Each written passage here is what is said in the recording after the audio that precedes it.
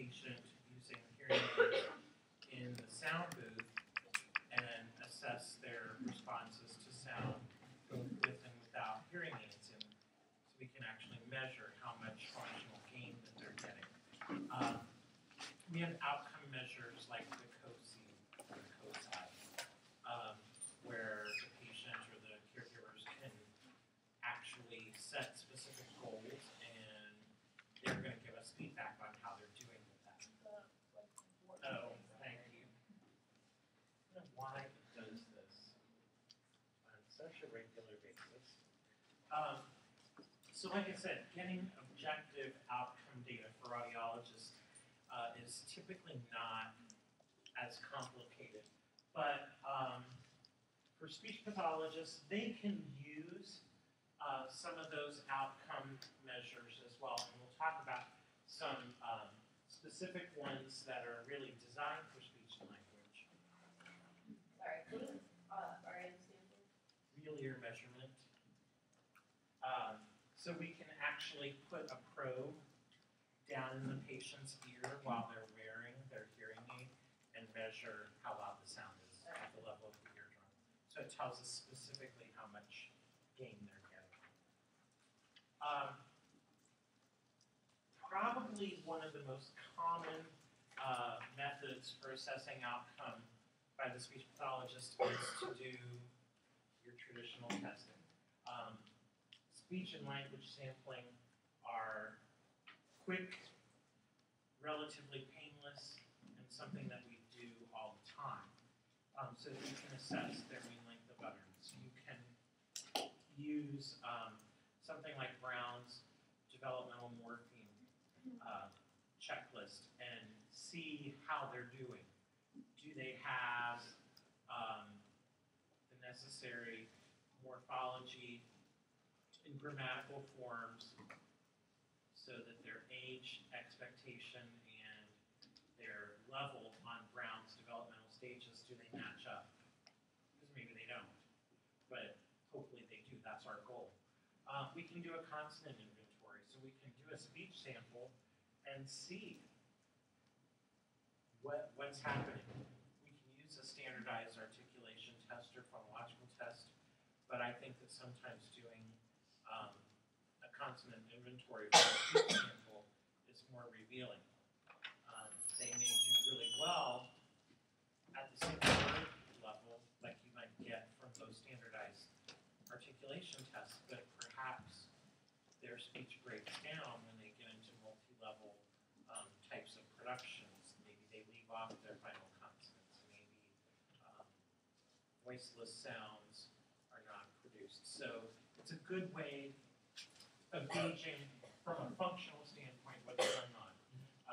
And you can do that using just traditional sampling measures, or you can actually give them some of the different standardized tests that are out there and then maybe adapt the information from there for your interpretation. But there are some specific outcome measures that are designed for use by speech pathologists who are working with children who have hearing problems. One of the more common ones used, the two most common, are the FAPI and the ITMACE. The FAPI looks at the child's auditory skills as they relate to communication and assesses them in 7 broad areas. So that, and they're hierarchically arranged, so that you can see if there are any gaps. Maybe the kid has one skill area, but they're missing a foundational skill area in another. So you can actually see that. It maps it out. The one that I'm most familiar with, and it's the one that has been around the longest, is the ITMACE. We were using that back when I was an undergraduate. It came out of a lot of work at Riley Children's Hospital in Indianapolis. There's a lot of oral rehab research that goes on there, and they also did some work with the folks at Boys Town. Probably 2 of the biggest centers for pediatric oral rehab are IU Medical Center in Indianapolis Research Center in Omaha. So you're going to see a lot of resources there. So if you ever need resources for pediatric oral rehab, visiting the Riley Children's Hospital IU Medical Center website is a good place to go, as is the Boys Town site. Okay? But the ITMACE actually is used based on parental observations, and it's a 10-point checklist so that parents can help you track changes and carryover. Some of you, being much further along in your therapy experience than others, will know that our goal is not to get our patients to perform for us in the clinic, but to get them to perform outside of the clinic. And a lot of times, that's where there's a breakdown. We can get them doing whatever we want or need in a clinical setting, but as soon as we get them outside of the clinical setting, it's like they've never had a moment's exposure to treatment. And so, and that's been one of the criticisms. A lot of times when we're working on communication skills with kids with hearing loss, or adults for that matter, but in this case we're particularly focusing on kids, they seem to do really well. And yet in the real world they fall apart. Why might that be? What are some things that might cause that disconnect between their performance in the clinic and their performance outside? Things happen unexpectedly in the real world when Okay. in therapy you have specific goals and things like Okay. that. Yeah, so there's a level of predictability in the clinic that may not be there outside. They're kind of more comfortable and not as embarrassed to mess up or something if they're there. Okay. Yeah, if the clinician has built good rapport, it becomes a very safe environment, and the less communicative stress there is, a lot of times the better people will do. What else? Have you ever been downstairs in any of the therapy rooms? They're small, they're relatively bland, not a lot of distracting things. They're sound treated. So we're giving them a somewhat unrealistically ideal communication environment. You put them into a room like this where there's sound from the computer station, there's sound from the heating and ventilation, there are sounds of people in the corridor, doors opening and closing. We have a lot more reverberation that can take place because we only have a little bit of carpet and we have acoustic walls. The rest of this room is pretty much hard surface reverberant materials. And we know that when children are having to listen at a distance or in a reverberant environment, they're going to have more difficulty. So we're just really kind of comparing apples to oranges. And so that's why it's sometimes critical to get input from folks outside of the clinic on how well the children are doing. Some people will say, oh, but you know what, if you use a parent inventory, is it really reliable? Is it really going to reflect how that kid's really doing? And, there is that potential for bias. But by and large, most parents that I've dealt with who have children with hearing impairment are very realistic and tend to realize the importance of reporting accurate information, because if they're not giving us anything but the truth, the whole truth, and nothing but the truth, we can't help their child.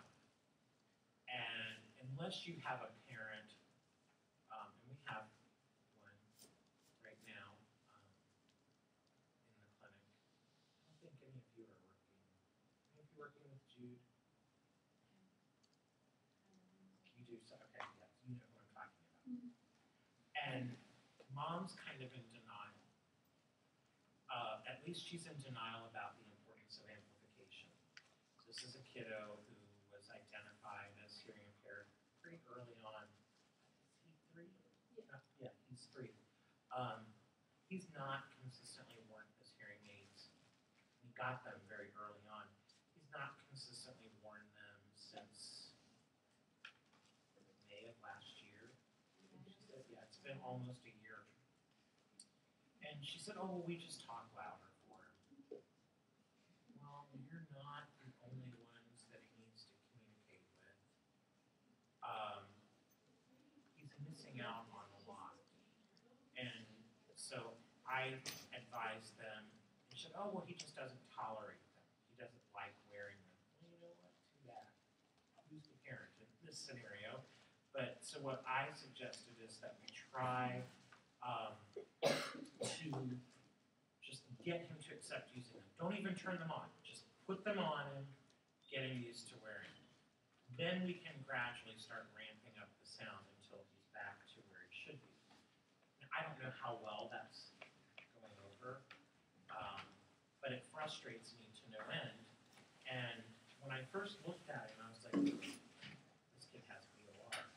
I knew looking at him that he has this particular syndrome. Someone in here did their paper on VOR.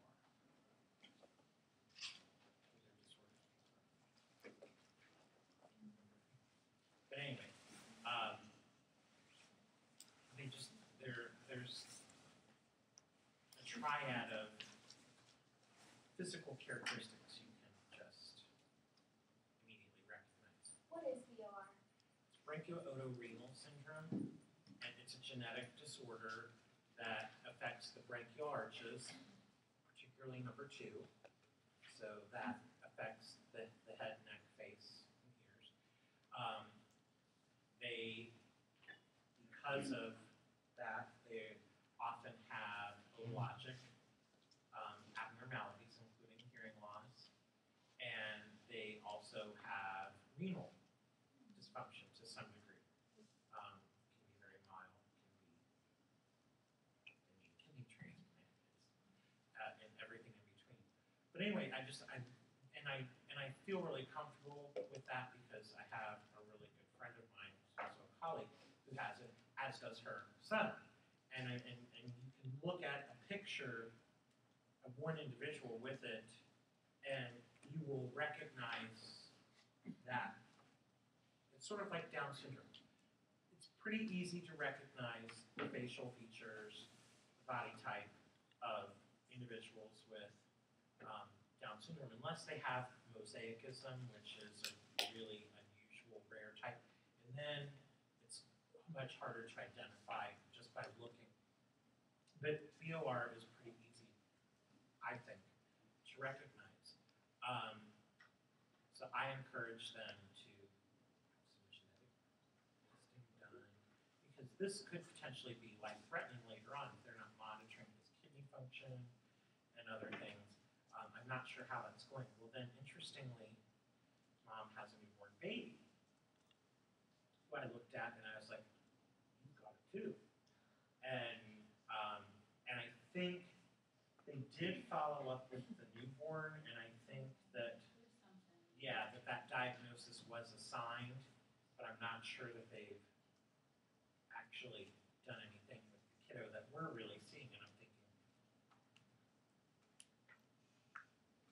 he's already 3, time is of the essence.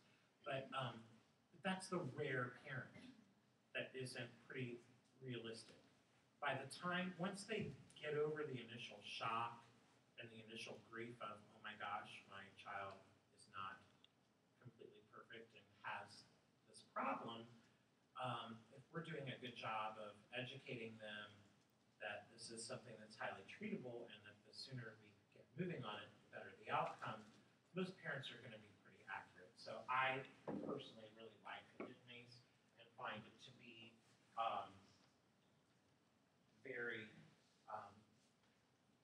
a very good indicator of outcome. We've talked about the COSI-C, that client-oriented scale of improvement, and that's one that looks at how well they're doing or adjusting to their amplification. in specific situations or environments. They can pick up to 5. That could be the parent. If the child's a little bit older, the child may have some buy-in to that as well. Another one that's often used is the ELF, which is the Early Listening Function Test. And it is also an observational checklist, and it's usually used in a classroom environment to see how the child is doing specifically with listening in that type of an environment. This is kind of random, but that parent that you have difficulty with, if you're like walking down the hallway and says, hasn't been doing wearing hearing aids, and she says, like, still not wearing them, how do you respond to that, like, without saying, well, make him wear them It gets to a point where I can't worry about offending her, and I need to say that. I'm not really involved at this point. I was involved at the assessment because they wanted someone with my background to kind of be involved in the assessment process. And so I helped set some of the initial goals. But I'm really, only that I frequently see them in the hall, I'm not that intimately involved.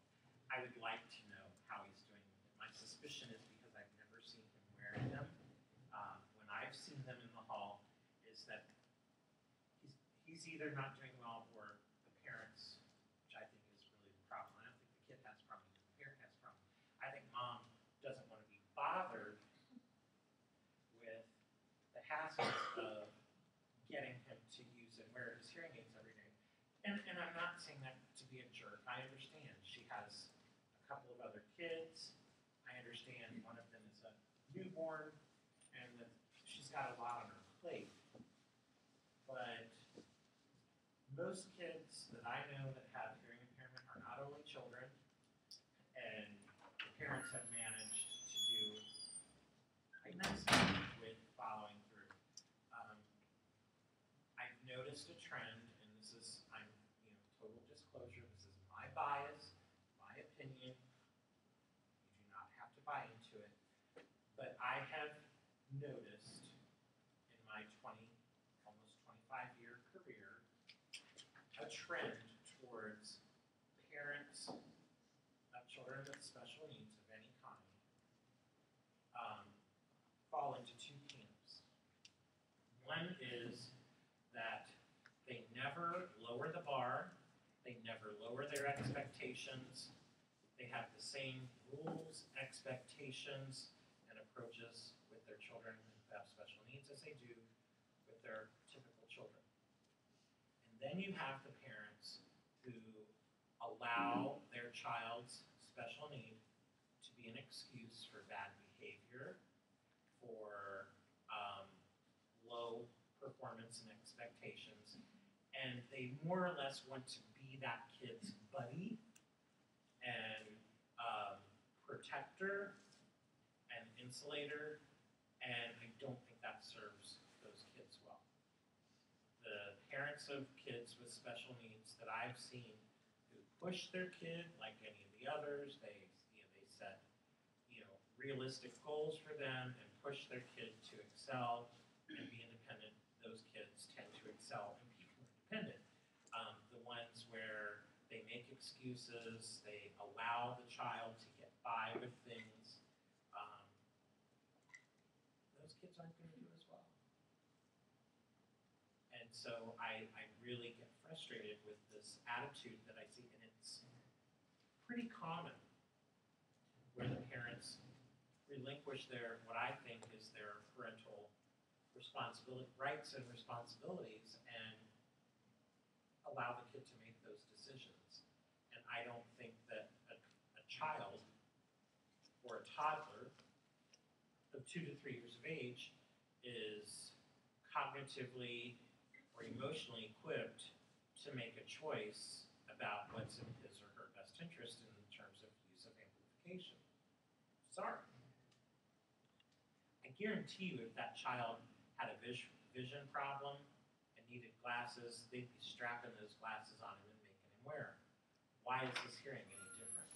At his age, his hearing is much more important to his development than his vision is. But, you know, we see and we fight that stigma all the time. You know, patients don't think twice about getting contacts or wearing glasses or having LASIK surgery, things like that. But they're really resistant to using hearing aids. So, anyway, I do think that we have to assess our outcomes so that we know whether or not we need to modify or change our intervention strategies. Unfortunately, it's not always within our control. There's a lot of outside factors that can impact that. So I don't want to leave you with the impression that if you're not getting the outcome that you want, that it's because you did something wrong or that you didn't do something that you should. Particularly with kids, there's a lot of other factors that interfere. You may have put together the absolute best, most appropriate treatment plan, and if there's not follow through and dedication on the part of the family, it doesn't matter what you do. Kids aren't going to get it. Okay? So, now I'm going to jump on my soapbox. Communication modalities and educational options. It is our role and our responsibility to educate families, to provide them with facts as we know them. It is not our job to make choices for them or to try and influence the choices that they make. No one should be making those choices except the parents, except the family. Those of you who had me for 127, you may remember back to the ethics roundtable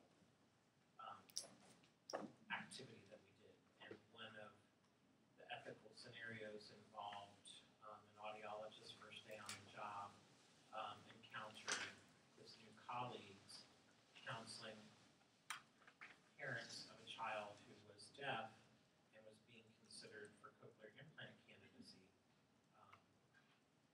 His colleagues were encouraging the parents to stop signing because that could interfere with his oral language development.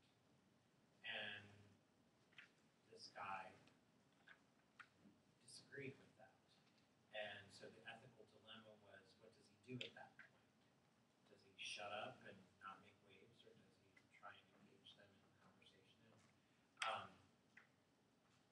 Putting that aside, to me, part of the ethical dilemma there is that the audiologist and speech pathologist on the cochlear implant team in that scenario were trying to unduly influence the parents. My feeling is you give them factual information. And if you feel like the facts state that children who get cochlear implants and families continue to sign, they don't do as well, okay, then show me the evidence that says that. If you don't, then don't be making those kind of statements. You still present them with the information, but ultimately it's their decision. And you can get into and witness some pretty heated discussions. There are some pretty heated opinions about what type of communication modality to use, what type of educational placement to use. I got a really interesting video clip from one of your classmates. I won't say their name. They can raise their hand if they're comfortable with me discussing it or being identified. But I want to show you because we spend a lot of time as communication disorders professionals in giving out information, and I think we sometimes don't realize how we're coming across. And basically, it's almost as if we're dictating to our families what they should do. So I'm going to show you a video clip, and we'll discuss it when you finish seeing it. But it's an interesting perspective.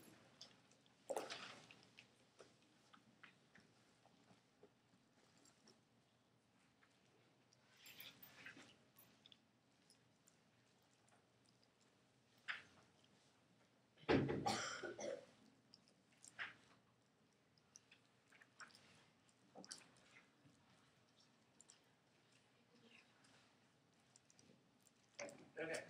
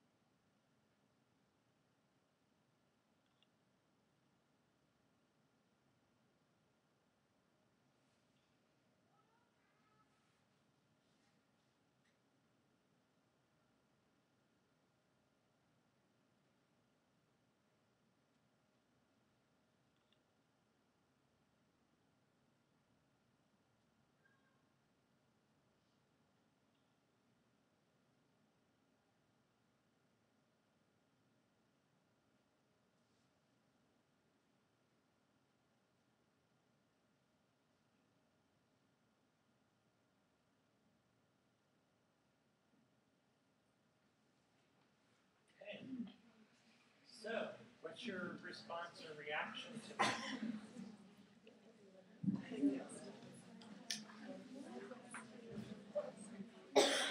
I know I was relieved when I found out. But I mean, I understand his point. I know he's trying to make a point. I know it wasn't real, but like, you can't just create like a deaf generation, right? Because even if two deaf people that identify as deaf have children, they can have a hearing. Like, they can't just change the generation, right? Like, do you know what are the chances? Like, is it like a 50? I don't remember it. Is that a 50-50 chance? it depends on what The high the underlying cause. If it was a genetic mutation that resulted in both parents being deaf, then chances are no greater than it is in the general population that they'll have a deaf child. So chances are probably much better than average that the child will be hearing. But with with certain conditions, then the chances are usually at a minimum 1 in 4, and sometimes 100%. Depending. I mean, I know it doesn't really matter. Yeah. It's not real, but that was my thought. I thought it was really interesting because whenever we talk about cochlear implantations, we talk about like giving them hearing. And in this video, it was like talking about taking away their Their deaf deafness. culture. Right. Yeah. So it's like to us, if somebody said, I'm going to take away your hearing tomorrow, like that's crazy to us because that's what we're used to. So thinking about it in that way is a lot different than what I've thought about it before. Well, Lenny thought of it about it was like, if you have something, you wouldn't want to take it away. But if you're born deaf, like if you later choose to be part of deaf, you can always turn it off, and you can't go back if you just take it out. So that. And that is a very, I think, legitimate argument that those of us in our profession will make is there's a window of opportunity where this could have maximum potential for them, for the children. They can always, if they decide they don't want it later, but again, I do think that it's not our role or responsibility to put undue pressure. I think we present them with the facts, we present them with the information, but at the end of the day, it's their decision. Other thoughts about what we saw? Well, I also think that if you did choose to cochlear implant your child when they were that young, I think what he's saying is the child would miss out on all of the experiences of growing up in a deaf community, even if you had hearing parents. It's like if you got cochlear implanted, you're going to learn speech, and that's not part of the deaf community necessarily. So even if they turned it off when they were older, they're not going to get that same cultural side of it. My uncle was deaf, and he got cochlear implanted when he was in his late 20s. He's in his 60s now, so he's a little older. And he is definitely 100% against implanting children. My husband's hearing, so he's the only deaf person I know. But he did admit to me over Christmas that when he got his cochlear implants, he felt like he was going to be able to choose between the hearing world and the deaf world, but what he hadn't realized is he had already missed his chance to be a part of the hearing world. So I think that was really eye-opening to me. So he kind of felt out of place in both now. Right. So now he doesn't turn them on. I mean, he has them, but doesn't turn them on, doesn't put the battery in there or anything like that. He doesn't use them at all. And he's fully immersed in the deaf culture and decided that's where he wants to be. But he will tell you that because he waited, and he also waited because back when he was a kid, cochlear Right. was an option. But Right. Or they had the lovely single channel one that really, like I got trained on right. back in the day. So he always, he thought he'd be able to choose, but because he was so young, it wasn't really a choice. He was already, his only choice was to be part of it. Other perspectives, yes. Well, with this video, like I definitely see his point, but I think the video is a little invalidated because talking about hearing in a tangible sense, like it is talking about taking something away versus gaining something, and in that sense, like talking about something tangible, gaining is always going to be better than taking away. But, and I understand what you're saying, and I don't disagree, but I'm playing devil's advocate here. But his point is that by implanting children, we are taking away something. We are taking away their deafness, which in the deaf community is not a medical problem. It's not a diagnosis. They view it as a cultural trait. Just like, being, Asian American or African American or redheaded or whatever. They don't view it. We tend to have more of a medical perspective on it. And they have a very cultural perspective. So no, I completely get what you're saying, but they're going to turn that around and use the same argument.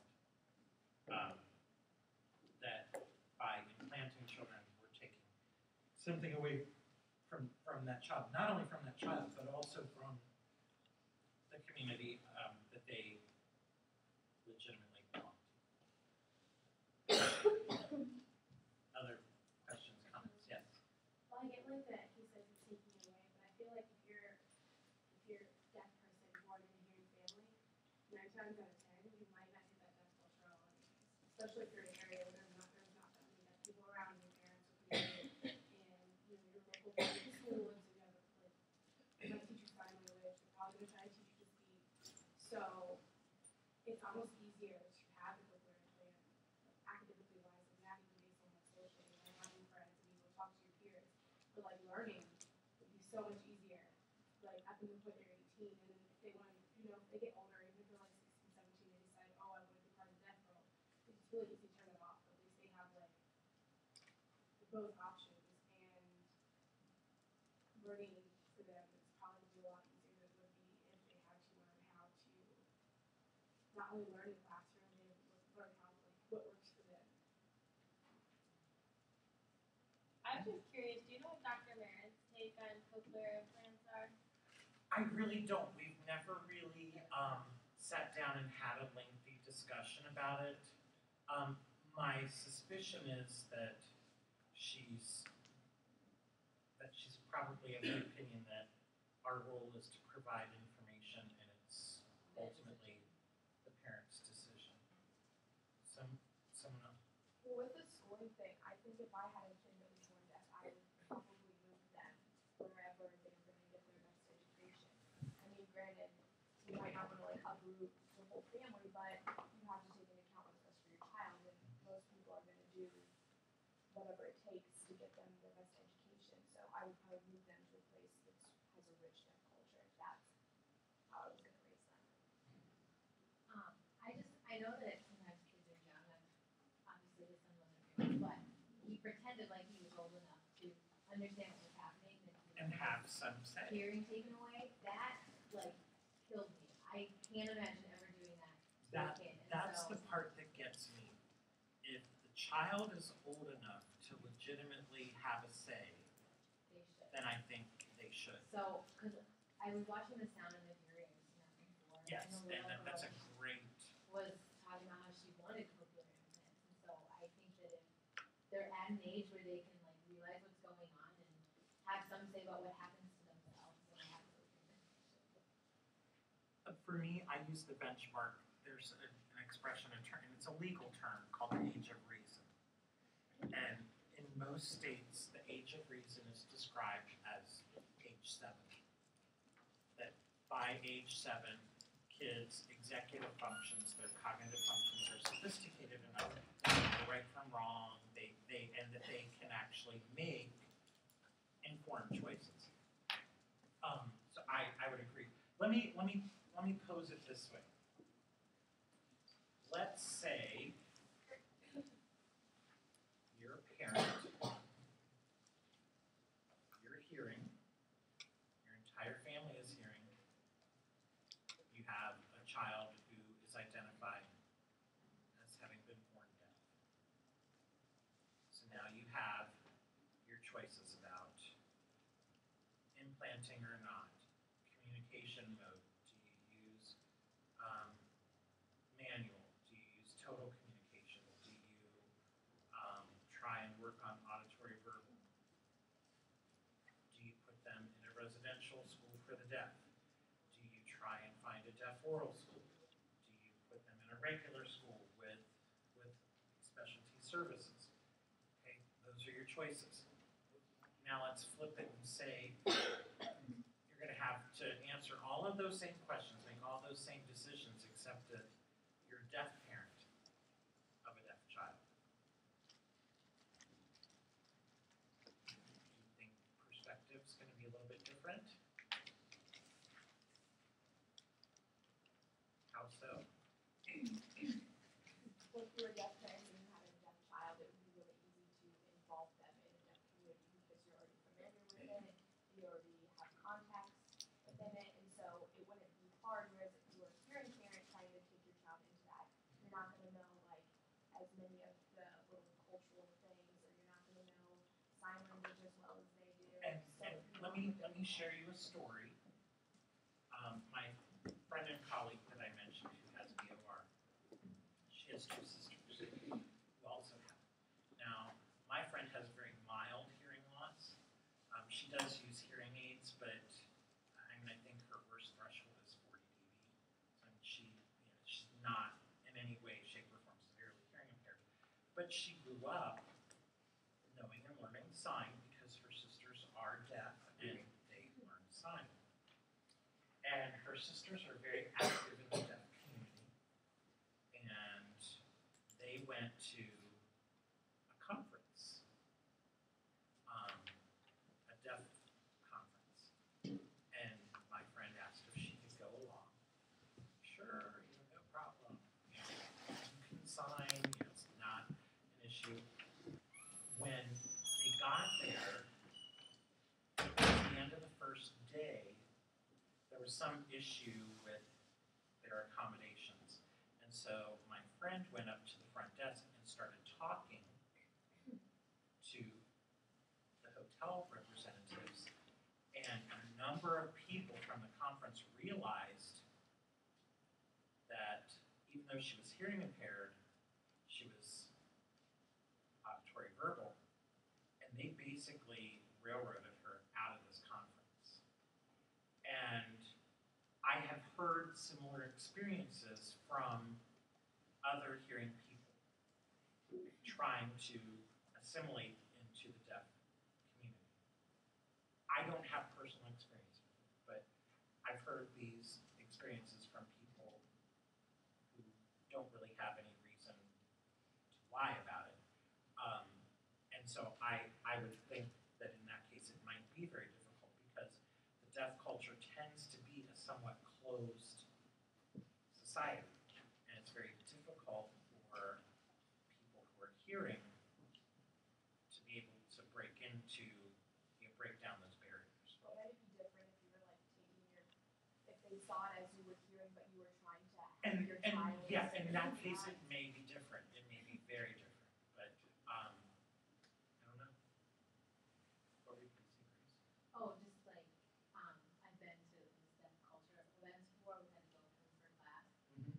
And I don't want to say it's awkward, but it's like, because you want to go up and say hi, and I'm normally like a very advantageous person, but I was not that day. Because, I don't know, I'm Kineski, it was pretty bad. But, I mean, they're very friendly once you start signing, but there definitely is this like, There's a barrier. There's a wall there. Okay. Yes. I was just gonna say, Addie and I took sign language at Cincinnati State for our foreign language, and we had to do a lot of live labs. So a lot of people from like Cincinnati would come in and we would talk to them, and there were some that were very friendly. They were like, "Do not say your speech pathology," because like we were always very hesitant. They're like, "Oh, are you studying at Miami?" We would just like, we would say speech, but we were very reserved. And some people like they did not hide that they were not happy with that. Oh, absolutely. Speech pathologists and audiologists are relatively universally not well thought of in the deaf community because just like any particular group has inaccurate stereotypes about other groups,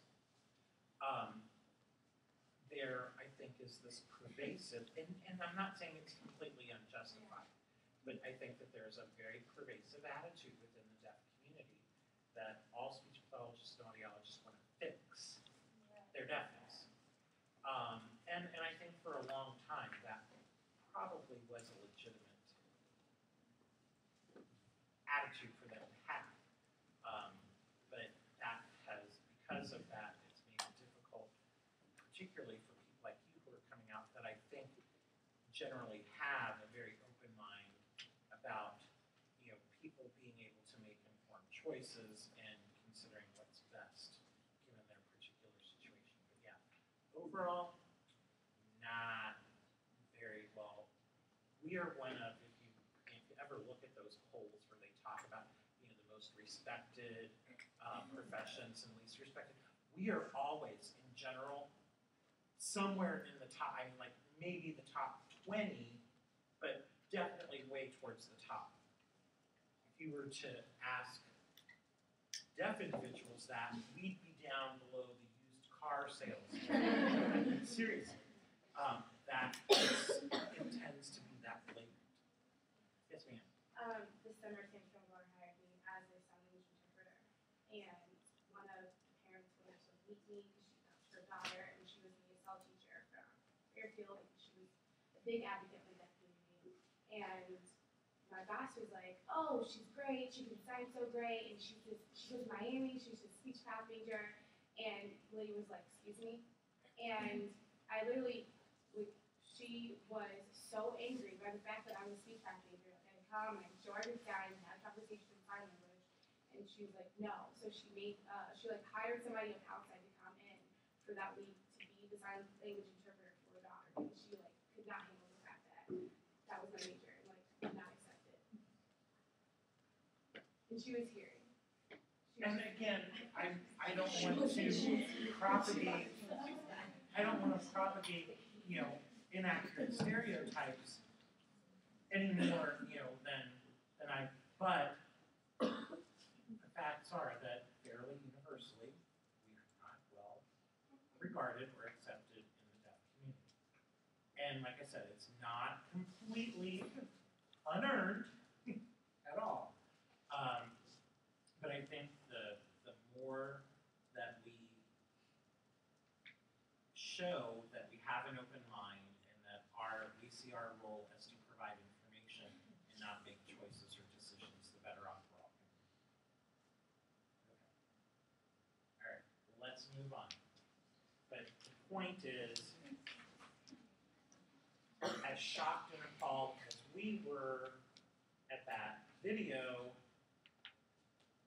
imagine how folks in the deaf community, hopefully gives you a little bit of insight as to where they're coming from with this, okay? So, that said, what are our options for communication for our folks with hearing? Basically, they have three options. They have an auditory oral or auditory verbal.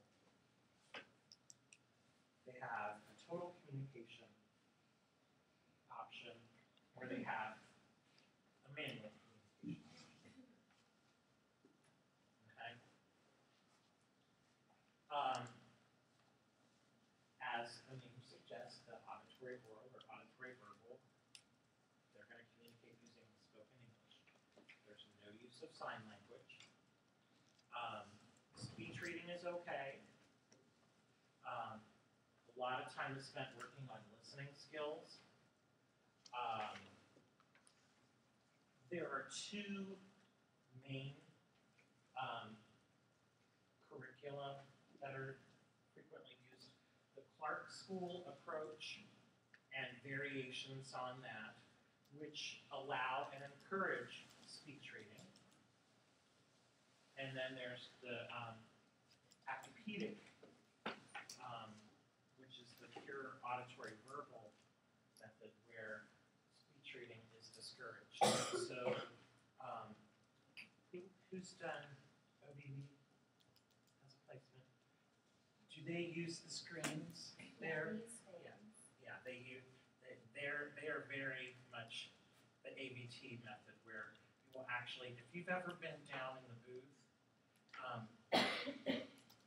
I call it the main one, it's the one that's closest to the tympanometer and everything, not the older one on the side. But if you look under all those stacks of the speech lists that we use when we're doing speech audiometry, there is actually a screen. It looks like an embroidery hoop with like a sponge-like covering that I just hold my paper in front of my face so that they can't see me. But some people will use the screen. When we used to use the old microphones, because you can see there's old microphones, using the screen was probably the best way to do it because then there was no barrier between you and the mic. But now that the lavalier microphone is right here, having a piece of paper isn't going to interfere.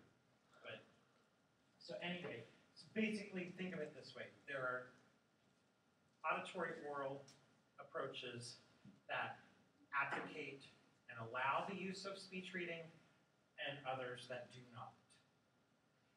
The ones that do not tend to be the ones that are more popular now, contemporary times. Yes, ma'am?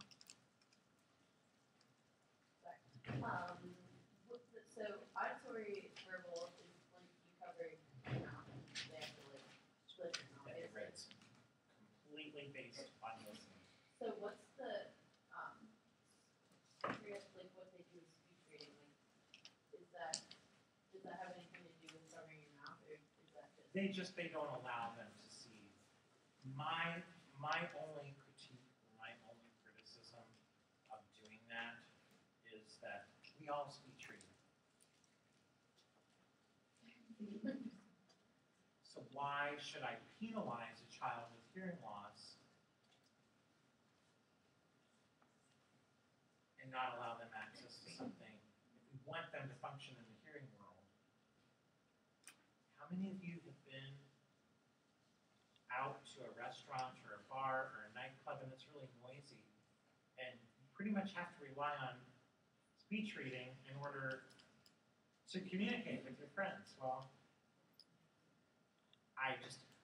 that's my only criticism is I really think the auditory verbal method is a great method. I love some of the strategies. I would love to get certified myself, but I just inherently have a problem with denying them access to visual information when in the natural communication environment they will have access to it. So anyway, that's the auditory oral approach. The total communication approach says that we use any and all methods in order to enhance communication and learning. So they might use ASL, they might use finger spelling, they might use gestures, they might use signed exact English. There are certain that use voice, amplification devices, and speech reading. I am probably more than anything a total communication advocate because I've said it before. My mentality is if it works, you do it. If it doesn't, you try something else. Although I do feel like my emphasis is probably on auditory oral, using the others as a supplement. Can this be confusing for children if they're learning ASL and then you're trying to promote oral language like in conjunction because ASL just like skips out on words like the and like small words like that? Yeah, I think it can be, but I think it also depends. Most of the time, total communication is used like I described it, where they're going to have a primary communication method that you're working on, and the others are just kind of augmentations or supplementations. That's not universally true, but for the most part, I think that's in the real world how it is used is that they're going to have a primary and then it's used as a supplement. There are a lot of programs that are being described as bilingual, where the the child is either receiving primary instruction and communication in ASL, and then they take English as a foreign language, spoken English, or vice versa. They're primarily auditory oral, but they also learn, and sign language is used to supplement, and they then kind of take that as a foreign language, so that they kind of come out with this bilingual, bicultural approach to education. And I think that's pretty cool. But that's my opinion. Okay? So total communication, basically you use any and all methods, any and all modalities to try and enhance communication and learning. Manual communication is exactly what it says. The emphasis is on learning ASL and assimilating into the deaf community. Interestingly, ASL is the 5th most widely spoken minority language in the U.S. after Spanish, Italian, French, and German. Those numbers are probably going to be shifting. I don't think anything's going to displace Spanish as the #1 foreign language, and once we add that 51st star to our flag later this year, we can't really even refer to Spanish as a foreign language anymore because, and I wonder what that's going to do to foreign language programs, because we can't really call it foreign in one of our states that's the official language. But anyway, that's a debate for another day. Anyway, so as I said, what's becoming much more popular is this bilingual, bicultural approach, where ASL is the primary, but then English is learned as kind of a foreign language. There is a really neat resource, and you can access them on the internet. It's called the Sky High Institute, and they have really great materials. Some of them are free, some of them are fee, that you can get that really can help you have an integrated approach to kind of bilingual, bicultural instruction or intervention. And I would encourage you to check them out. Someone have a hand up. Is it only ASL though? Because isn't SVE not considered to be as like a foreign language? Can be, but ASL is the language of the deaf community, and Right. it is much more widely spoken. But like if a deaf person was, because I know like at OU Walk is like SVE, but you can't think of it as a foreign language because it was easier. Right, because it's signed exact English. Right. Right. So some deaf people they know ASL, but they take like in school they take English as like a foreign language to like learn how to write properly. And things like Exactly. that. It's more to be able to assist with their reading and writing of standard English. And I'm not sure, because some of you are much more involved with the sign language and deaf club, but did I hear that we're looking at adding additional levels of sign language so that we actually can, folks who want to take ASL as their foreign language will be able to do that without having to go to Sinclair or St. Stephen's, which I think is awesome. I think that's great.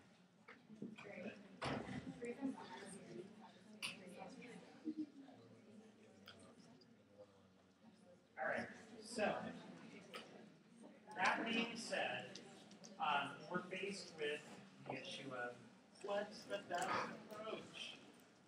As I said, my bias is whatever works. It needs to be the family's decision, and you do what works. I think that just as we need to have an open mind and try and present unbiased information, I would hope that that's a two-way street. And if the family makes a decision to pursue one method or one avenue and it's not working, that it's okay to change, shift gears, and go back.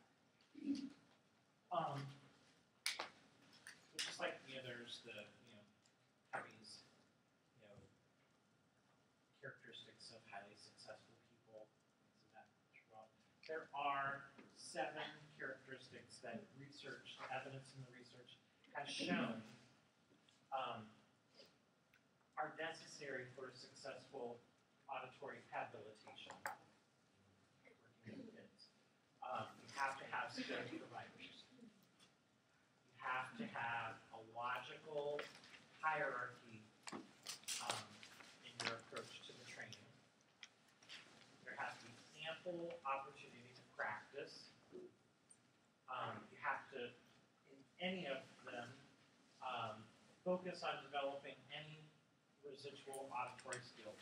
Even if the person is not going to be able to utilize their residual hearing they have for communication, there are reasons why and legitimate purposes for developing some listening skills. So you want to always include any level of auditory function that you can. There has to be good parental and family collaboration with the professionals. You can't rely simply on clinical sessions in order for instruction to take place. Parents have to, and caregivers have to be trained to be therapeutic extenders so that teachable moments can occur during every aspect of that child's life.